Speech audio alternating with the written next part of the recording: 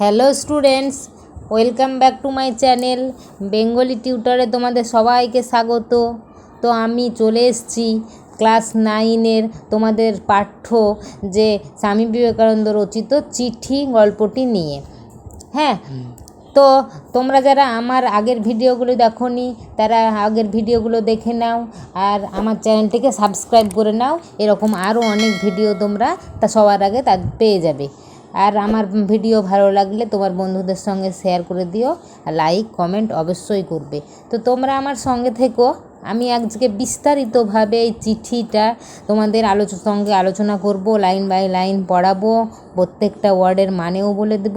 তো আমার সঙ্গে থাকো, চলো শুরু করা যাক। তো চিঠি স্বামী বিবেকানন্দ, এটা স্বামী বিবেকানন্দ লিখছেন আলমোড়া থেকে 29শে জুলাই 1897। কাকে লিখছেন? কল্যাণিয়া মিস নোবেল। কল্যাণিয়া কাকে বলে? যাকে খুব স্নেহ করা যায় তাকেই স্নেহের সঙ্গে লিখছে মিস নোবেল। এখানে নোবেলের একটু পরিচয় আমি দিয়ে দিই। মিস নোবেল, নোবেল হলো, নোবেলের সম্পূর্ণ নাম হলো মিস মার্গারেট এলিজাবেথ নোবেল। ইনি স্বামীজির শিষ্যাদের মধ্যে অন্যতমা ও অগ্রগণ্যা। স্বামী বিবেকানন্দর অনুপ্রেরণায় তিনি আমাদের দেশে আসেন এবং ভারতের সেবায় নিজের জীবনকে উৎসর্গ করেন। তাই এই পাঠ্যচিঠিতে সেটাই বলা হয়েছে। স্ত্রী শিক্ষা বিস্তারের জন্য তিনিই প্রথম এগিয়ে এসেছিলেন। ভারতীয় আদর্শে স্ত্রী শিক্ষার প্রচলনের জন্য তিনি কলকাতায় একটি বালিকা বিদ্যালয় স্থাপন করেন, যা আজকে নিবেদিতা বালিকা বিদ্যালয় নামে পরিচিত। এই নিবেদিতা এই নোবেল অনেক বই লিখেছিলেন। তার মধ্যে উল্লেখযোগ্য হলো the master as I saw him, তারপরে ওয়েব অফ ইন্ডিয়ান লাইফ প্রভৃতি। আর তিনি দার্জিলিংয়ে দেহত্যাগ করেন। এই যে হলো মিস নোবেলের সঙ্গে একটু পরিচিতি দিয়ে দিলাম। স্টাডির একখানি চিঠি কাল পেয়েছি, তাতে জানলাম যে তুমি ভারতে আসতে এবং সব কিছু চাক্ষুষ দেখতে দৃঢ় সংকল্প। স্টাডি হলো মিস্টার ই.টি. স্টাডি। স্বামী বিবেকানন্দর একজন ইংরেজ ভক্ত। সব কাজে ইংল্যান্ডে বেদান্ত প্রচারের কাজেও তিনি স্বামীজিকে সাহায্য করেছিলেন। আলমোড়ায় তিনি যখন ভারতে ছিলেন তখন তিনি আলমোড়ায় তপস্যা করেন। স্টাডি সম্বন্ধে জানলাম। তাহলে স্টাডি একটা চিঠি লিখেছিলেন বিবেকানন্দকে, তাতেই বিবেকানন্দ জানতে পারলেন, স্বামীজি জানতে পারলেন যে নোবেল ভারতে আসবে এবং সব কিছু চাক্ষুষ মানে কি? সব কিছু নিজের চোখে দেখে সব কিছু করবে। এখানে দেশের কাজ করবে, নারী শিক্ষার বিস্তারের জন্য অনেক কাজ করবে। তার জন্য তিনি দৃঢ় সংকল্প, একদম পরিকল্পনা প্ল্যান করে নিয়েছেন যে ভারতে তিনি আসবেন। কাল তার উত্তর দিয়েছি। বিবেকানন্দ বলছেন যে কাল আমি স্টাডির চিঠির উত্তর দিয়েছি, কিন্তু মিস মুলারের কাছ থেকে তোমার কর্মপ্রণালী সম্বন্ধে যা জানতে পারলাম তাতে পত্রখানিও আবশ্যক হয়ে পড়েছে। মনে হচ্ছে সরাসরি তোমাকে লেখা ভালো। মিস মুলার হলেন, সম্পূর্ণ নাম হলেন মিস হেনরিয়েটা মুলার। 1896 খ্রিস্টাব্দে স্বামীজির তিনি কিছুদিন অতিথি হয়েছিলেন। বেলুড় মঠ, যে কলকাতায় বেলুড় মঠ আছে, সেই বেলুড় মঠ স্থাপনের কাজে তিনি অনেক অর্থও সাহায্য করেছিলেন বিবেকানন্দকে। তাহলে মিস মুলার সম্বন্ধে জানা গেল। মিস মুলারের কাছ থেকে তোমার কি কর্মপ্রণালী, ভারতে এসে তুমি কি কাজ করবে সে সম্বন্ধে আমি জানতে পারলাম, তাই আমি তোমাকে পত্রটা লিখছি। সেটা আবশ্যক হয়ে পড়েছে, অবশ্যই তোমাকে পত্র লেখার দরকার বলে আমি তোমাকে সরাসরি লিখছি। তখন তো আর এরকম ফোনের মতো ব্যবস্থা ছিল না, তাই চিঠি একমাত্র ভরসা।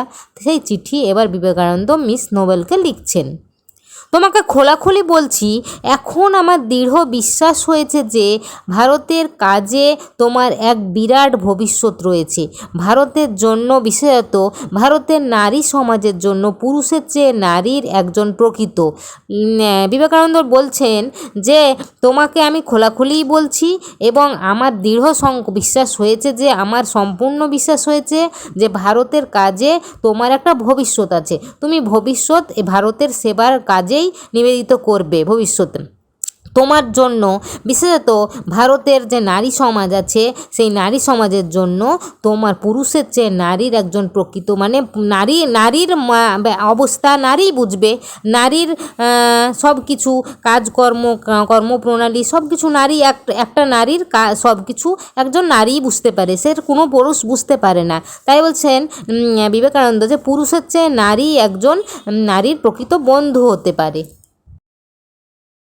তাহলে বিবেকানন্দ বলছেন যে পুরুষের চেয়ে নারীর একজন প্রকৃত সিংহী, এখানে নোবেলকে সিংহীর সঙ্গে তুলনা করছেন যে সিংহী তোমার যে তেজ, তোমার যে কথাবার্তা, তোমার যে কর্মপ্রণালী সেটা তোমার সিংহীর মতোই। তাহলে তোমাকেই দরকার ভারতের নারী সমাজের জন্য।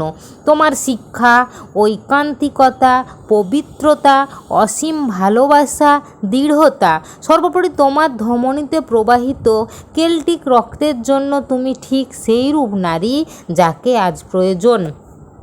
দেখো বিবেকানন্দ অনেকগুলো বিশেষণ ওখানে দিলেন নোবেলের জন্য। তোমার শিক্ষা, ঐকান্তিকতা, তোমার যে শিক্ষা, তোমার যে কাজ আমি করব সেটা করবে, ঐকান্তিকতা, পবিত্রতা, সব কিছু তোমার কর্মে পবিত্র বলে একটা কাজ, রুচিসম্মত কাজ, তোমার যে অসীম ভালোবাসা নারী সমাজের প্রতি, তোমার দৃঢ় সংকল্প, সব কিছুই তোমার এই কাজের জন্য উপযুক্ত।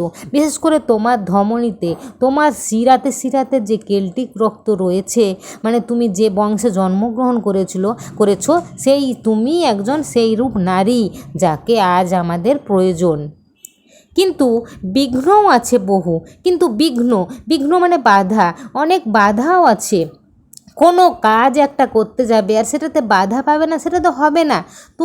তোমরা প্রথম যখন তোমরা মাধ্যমিক পরীক্ষা দেবে, মাধ্যমিক পরীক্ষা দেওয়া কি একটা বিরাট প্রাচীর তোমাদের সামনে আছে, সেখানে তুমি অনায়াসেই সেই প্রাচীরটা পার হয়ে যেতে পারবে, তো সেটা তো কোনো কথা নয়, পারবে না। তো সেই প্রাচীরটা পার হতে গেলে তোমাদেরকে লেখাপড়া করতে হবে, বাধা বিঘ্ন অতিক্রম করে তোমাদেরকে ট্রেনে উঠতে হবে। এখন তোমরা 9-এ আছো, তারপর তোমরা সেই মাধ্যমিক পাস করলেই তোমরা সেই বাধাটা অতিক্রম করতে পারবে। তাহলে একটা ভালো কাজ, একটা মহান কাজ করার আগে কিন্তু আমাদের অনেক বাধা। একটা ভালো কাজ করতে গেলে, সমাজসেবা করতে গেলে অনেক বিপত্তি আসবে। কেউ বলবে বাবা কত কাজ করছে, এই হ্যানা করছে, এরকম করে বাধা দেবে। কিন্তু না, তোমার যদি লক্ষ্যটা স্থির হয় তাহলে তুমি সেই কাজ অনায়াসেই করে নিতে পারবে। তাহলে এই বাধাটা কিছু নয়। এদেশে দুঃখ, কুসংস্কার, দাসত্ব প্রভৃতি কী ধরনের তা তুমি ধারণা করতে পারো না। এদেশে দুঃখ, কুসংস্কার, দাসত্ব মানে ইংরেজরা যে আমাদের দেশকে শাসন করেছে 200 বছর ধরে, দাস করে রেখেছে, নীল চাষ করে রেখেছে, কোনো শিশুদের, বৃদ্ধদের অত্যাচার করেছে, নারীদের ওপরে অত্যাচার করেছে। তাহলে এটা কী ধরনের তুমি ধারণা করতে পারবে না।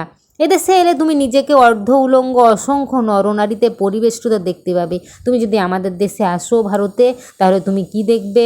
অর্ধ উলঙ্গ কোনো বাচ্চাদের গায়ে এক টুকরো কাপড় ছাড়া আর কিছুই দেখতে পাবে না। তাহলে এই যে নরনারীতে পরিবেষ্টিত একদম জনসংখ্যা দেখতে পাবে তুমি, তাদের জাতি ও স্পর্শ সম্বন্ধে বিকট ধারণা। তাদের কোনো পরিবার আছে যেখানে তাদের ধর্ম, তাদের ছোঁয়াছুঁয়ি ভাবটা বিকট ধারণা থাকবে। ভয়েই হোক আর ঘৃণাতেই হোক তারা শ্বেতাঙ্গদের এড়িয়ে চলে। তাহলে ইংরেজদের তারা শ্বেতাঙ্গ মানে ইংরেজ, সাদা চামড়ার মানুষ, তাই ইংরেজ, তাই ভয়েই হোক, ইংরেজদের ভয়েই হোক আর ঘৃণাই করুক ইংরেজদেরকে, তবুও তাদেরকে তারা এড়িয়ে চলে এবং তারাও এদের খুব ঘৃণা করে। আর ইংরেজরা তো তাদের ঘৃণা করেই। তোমরা ক্লাস 5-এ দেখেছিলে যে চট্টগ্রাম অস্ত্রাগার লুণ্ঠন, সেই তখন লেখা ছিল কোনো রেস্টুরেন্টে কুকুর এবং মানুষের প্রবেশ নিষেধ। তাহলে কুকুরের সঙ্গে মানুষের ওরা তুলনা করত। তাহলে মানুষকে মনে করত, ভারতবাসীকে মনে করত কালো চামড়ার মানুষ বলে তাদেরকে যখন তখন দাসত্ব করা যায়। তাহলে এই যে তারা এই রকম করে মানুষদের ঘৃণা করত।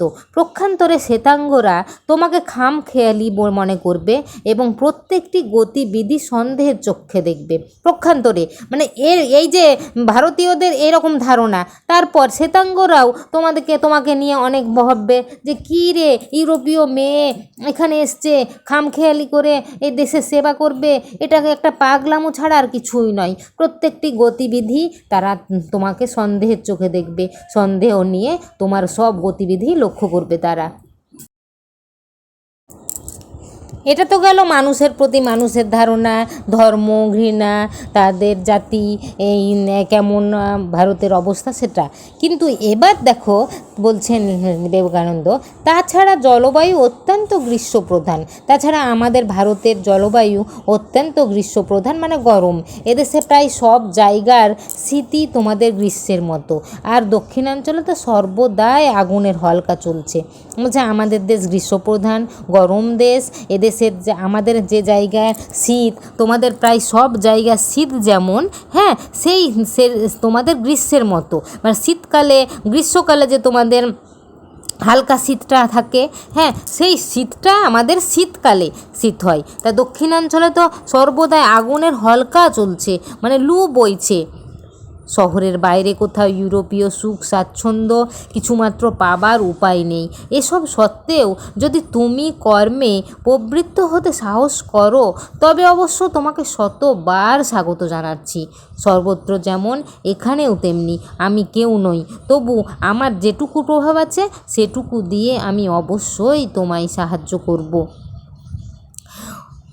শহরের বাইরে কোথায় ইউরোপের সুখ স্বাচ্ছন্দ্য তুমি পাবে না। তুমি ইউরোপ থেকে আসবে, ভাববে ইউরোপের মতো ভারতেও এরকম সুখ স্বাচ্ছন্দ্য পাবো, সেরকম কোনো পাবার আশা নেই। এসব সত্ত্বে এগুলো যদি তুমি ঠিক মেনে যদি তুমি অ্যাডজাস্ট করতে পারো, তাহলে তোমার কর্মে প্রবৃত্ত হতে তুমি যদি সাহস করো যে এখানে এসে এই সব মেনে টেনে আমি কর্ম করব, তাহলে তোমাকে আমি শতবার স্বাগত জানাচ্ছি যে তুমি এসো এসো বলছি আমি।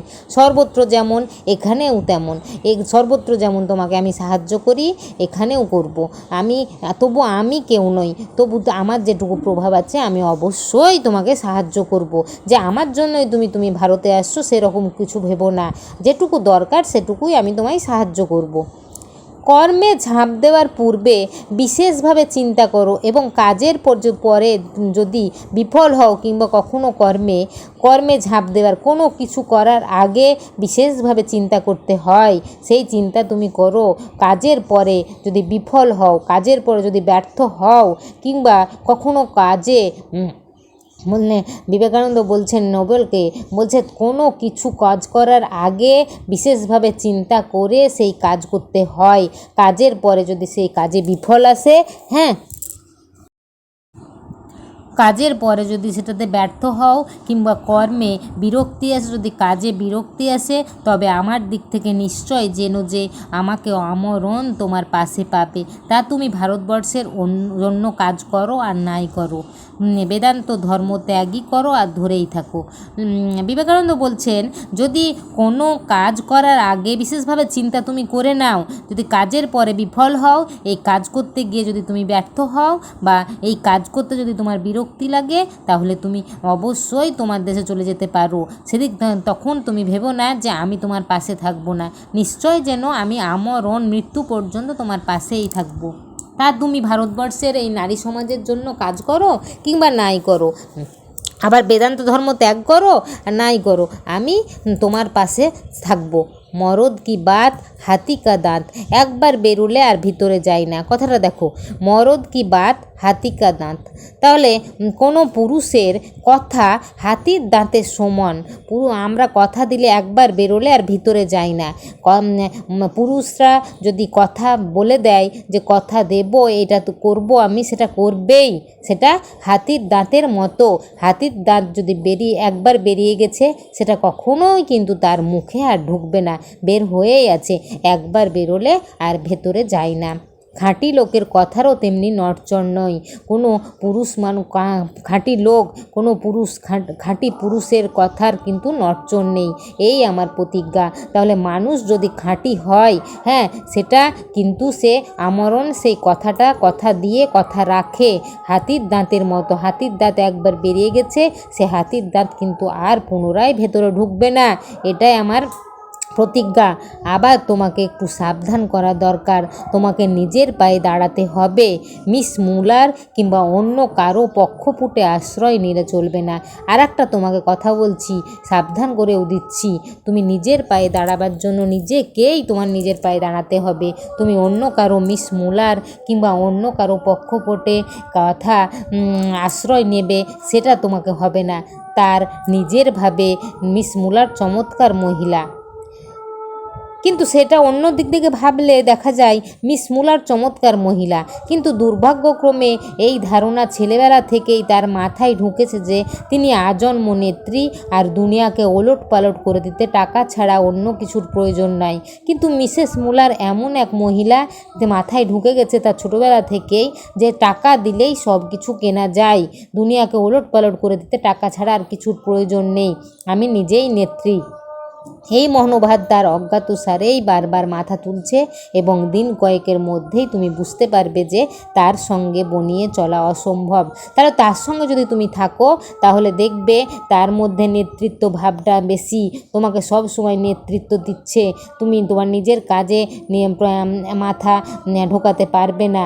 তাহলে কয়েক দিনের মধ্যেই বুঝতে পারবে তার সঙ্গে তোমার বনিবনা হচ্ছে না। তাহলে তার জন্য তার সঙ্গে না থেকে তুমি নিজের পায়ে দাঁড়াবার জন্য নিজের পায়ে দাঁড়াতে হবে, এই ভাব নিয়ে তুমি তাহলে ভারতে আসবে। কে তোমাকে সাহায্য করবে সেই কথা তুমি ভাববে না। তাহলে এই মনোভাব, তার বর্তমান সংকল্প এই যে তিনি কলকাতায় একটি বাড়ি ভাড়া নেবেন। মিস মুলারের বর্তমান সংকল্প প্ল্যান এই যে তিনি কলকাতায় একটা বাড়ি ভাড়া নেবেন তোমার ও নিজের জন্য, এবং ইউরোপ ও আমেরিকা থেকে যেসব বন্ধুদের আসার সম্ভাবনা আছে তাদেরও জন্য। এটা অবশ্য তার সহৃদয়তা ও অমায়িকতার পরিচায়ক, কিন্তু তার মঠাধ্যক্ষ সুলভ সংকল্পটি দুটি কারণে কখনো সফল হবে না: তার রুক্ষ মেজাজ এবং অদ্ভুত অস্থির চিত্ততা। কারো কারো সঙ্গে দূর থেকে বন্ধুত্ব করাই ভালো, যে নিজের পায়ে দাঁড়াতে পারে তার সবই সুষ্ঠুভাবে সম্পন্ন হয়। কথাটা খুব সুন্দর।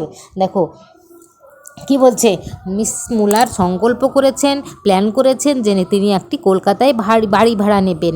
তোমার মতো কোনো কেউ আসবে কিংবা ইউরোপ থেকে আমেরিকা থেকে যেসব তার বন্ধুরা আসবে তাদের জন্য সেই বাড়িটা থাকবে, তারা এসে ওখানে থাকতে পারে।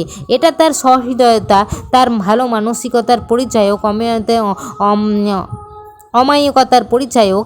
কিন্তু তার মধ্যে একটা দুটো এইগুলো কিন্তু তার দুটি কারণে সফল হবে না। কি?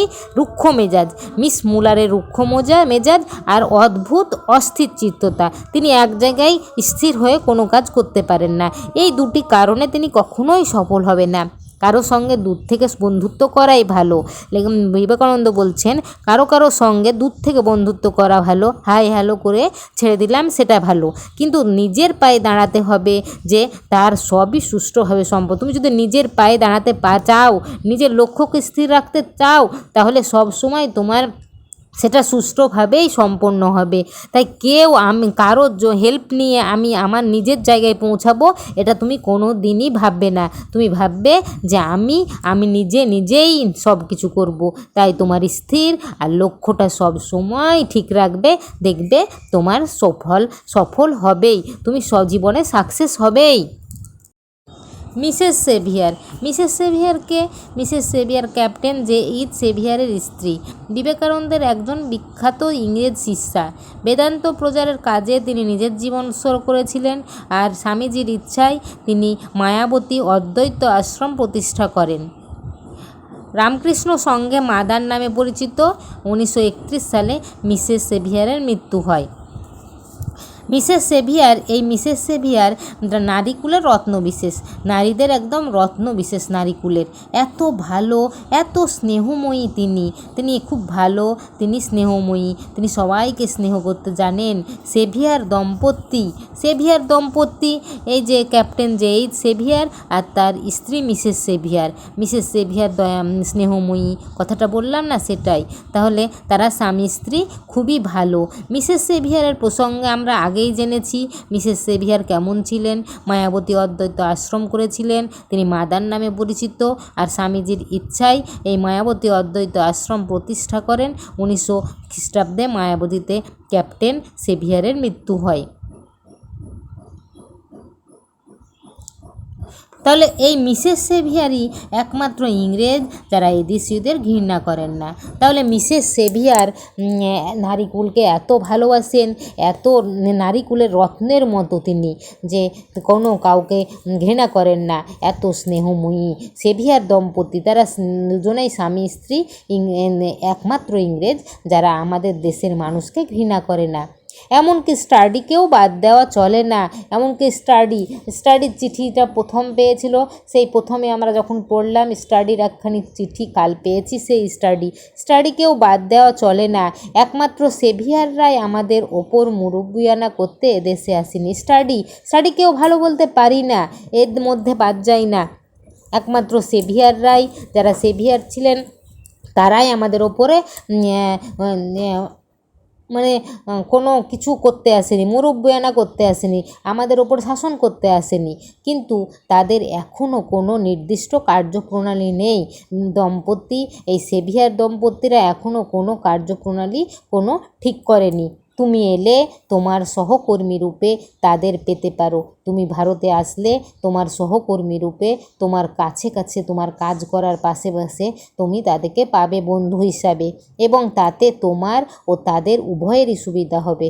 এবং তাতে সেই সহকর্মী রূপে তুমি যদি তাদের পাও, তাহলে তোমার এবং তাদের দুজনেরই সুবিধা হবে। কিন্তু আসল কথা এই যে নিজের পায়ে অবশ্যই দাঁড়াতে হবে। কিন্তু আর একটা কথা আমি বলছি যে নিজের পায়ে তোমাকে দাঁড়াতেই হবে। কারো সাহায্য নেবার জন্য তুমি এসে সাহায্য পাবে, সেটার জন্য তুমি এখানে আসবে না। তুমি নিজের পায়ে দাঁড়িয়ে যতটা কাজ সম্ভব সেটাই করতে হবে তোমাকে। আমেরিকার সংবাদপত্রে আমি জানলাম যে আমার দুজন বন্ধু মিস ম্যাকলাউড ও বস্টনের মিস বুল। মিস ম্যাকলাউড সম্পূর্ণ নাম হলেন মিস জোসেফাইন ম্যাকলাউড। স্বামী বিবেকানন্দের পাশ্চাত্য দেশীয় প্রধান অনুরাগী ভক্তদের মধ্যে অন্যতমা। তিনি সবসময় স্বামীজিকে তার কাজে সাহায্য করতেন। তার জীবন স্বামীজির চিন্তাভাবনা ও কাজের দ্বারা বিশেষভাবে অনুপ্রাণিত ছিল। স্বামীজি তাকে জো বলে ডাকতেন। মিস ম্যাকলাউডকে স্বামীজি জো বলে ডাকতেন। তিনি বহুবার বেলুড় মঠে এসেছেন। 1949 খ্রিস্টাব্দে আমেরিকার হলিউড শহরে তার মৃত্যু হয় এই মিস ম্যাকলাউড। আর কি আছে? বস্টনের মিস বুল হলেন সম্পূর্ণ নাম সারা বুল। নরওয়েবাসী, নরওয়ের বাসিন্দা তিনি। বিখ্যাত বেহালাবাদক মিস্টার ওলি বুলের স্ত্রী হলেন এই মিসেস বুল, যে সারা বুল। স্বামীজির শিষ্যা। অনেক চিঠিতে স্বামীজি তাকে মা বা ধীরা মাতা বলেছেন। কি বলেছেন? মা বা ধীরা মাতা। তিনি বেলুড় মঠ স্থাপনের কাজে স্বামীজিকে অনেক টাকা সাহায্য করেছিলেন, অর্থ সাহায্য করেছিলেন। এছাড়া অন্যান্যভাবে তীরে দেশে ও পাশ্চাত্য বিদেশে স্বামীজিকে সাহায্য করেছিলেন। তাহলে আমি সংবাদে জানতে পারলাম, আমেরিকার সংবাদে জানতে পারলাম আমার দুজন বন্ধু মিস ম্যাকলাউড ও বস্টন বাসিন্দা মিসেস বুল এই শরৎকালে ভারত পরিভ্রমণে আসবেন। যে সুন্দর একটা সময় শরৎকাল, সেই শরৎকালে তারা ভারত পরিভ্রমণ করতে আসবেন, ভারত ভ্রমণে আসবেন। মিস ম্যাকলাউডকে তুমি লন্ডনেই দেখেছো। মিস নোবেলকে বলছেন বিবেকানন্দ যে মিস ম্যাকলাউডকে তুমি লন্ডনেই দেখেছো। সেই পারি ফ্যাশনের পোশাক পরিহিতা মহিলাটি, সেই একটা পার্টিতে গিয়েছিলাম, সেই পারি ফ্যাশনের পোশাক পরিহিতা যে মহিলাটি ছিল সেটি মিস ম্যাকলাউড। মিসেস বুলের বয়স অবশ্য 50, আর মিসেস বুলের বয়স 50, এবং তিনি আমেরিকায় আমার বিশেষ উপকারী বন্ধু ছিলেন। আমি যখন আমেরিকায় ছিলাম তখন আমাকে তিনি খুব সাহায্য করতেন, আমার উপকারও করেছিলেন। উপকারী বন্ধু তিনি আমার। তারা ইউরোপ হয়ে এদেশে আসছেন। তারা প্রথমে ইউরোপ যাবেন, তারপর ভারতে আসবেন। সুতরাং আমার পরামর্শ এই যে তাদের সঙ্গে এলে তোমার পথের একঘেয়েমিতা দূর হয়ে যাবে। আমি তোমাকে বলছি যে সাজেশান দিচ্ছি যে আমার পরামর্শ এটাই যে তুমি তাদের সঙ্গে ভারতে আসবে, তাহলে তো পথে আস্তে আস্তে যে একঘেয়েমি লাগবে সেই একঘেয়েমিটা তোমার দূর হয়ে যাবে। একসঙ্গে আসতে হলে তোমাদের অনেকটা সহজ হয়ে যাবে। তাই আমি বলছি তারা যখন ভারতে আসবে তুমি তখন তাদের সঙ্গে আসবে। মিস্টার স্টাডির কাছ থেকে শেষ পর্যন্ত একখানি চিঠি পেয়ে সুখী হয়েছি, কিন্তু চিঠিটি বড় সূক্ষ্ম এবং প্রাণহীন। লন্ডনের কাজ পণ্ড হওয়ায় তিনি হতাশ হয়েছেন বলে মনে হয়। স্টাডির কাছ থেকে শেষ পর্যন্ত আমি একখানা চিঠি পেয়েছি, চিঠি পেয়ে সুখী হয়েছি, কিন্তু চিঠিটি পড়ে কি লাগলো, বড্ড শুষ্ক আর প্রাণহীন। চিঠিতে যেন কিছুই নেই, প্রাণহীন শুষ্ক চিঠি। লন্ডনের কাজগুলো ছিল সেটা পণ্ড হয়ে গেছে, নষ্ট হয়ে গেছে বলে তিনি হতাশ হয়েছেন। তাই আমি জানতে পারলাম চিঠিটি পড়ে খুব শুষ্ক আর প্রাণহীন। অনন্ত ভালোবাসা জানবে ইতি সদা ভগবৎ পদাশ্রিত বিবেকানন্দ। বলছেন বিবেকানন্দ নোবেলকে অনন্ত ভালোবাসা দিয়ে চিঠিটা শেষ করলেন। ইতি সদা ভগবৎ পদাশ্রিত বিবেকানন্দ। আমি বিবেকানন্দ তোমাকে স্নেহ দিয়ে ভালোবাসা জানিয়ে শেষ করছি। তাহলে এই যে আমাদের এই চিঠি বিবেকানন্দ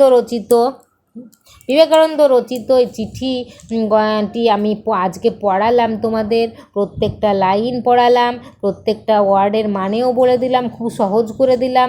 তোমাদের কাজ হবে বইটা সামনে নিয়ে আমার ভিডিওটা চালিয়ে তোমরা পড়বে, তাহলে অনেকটা তোমাদের সহজ হয়ে যাবে। আমার ভিডিওটা ভালো লাগলে বন্ধুদের সঙ্গে শেয়ার করো, আর কিছু অসুবিধা হলে আমাকে কমেন্ট করে জানাবে। আর চ্যানেলটিতে যদি নতুন হও তাহলে সাবস্ক্রাইব করে নাও, তাহলে আমার পরবর্তী ভিডিওগুলো তোমরা সবার আগে পেয়ে যাবে। তো আজ এই পর্যন্ত আসি, টাটা।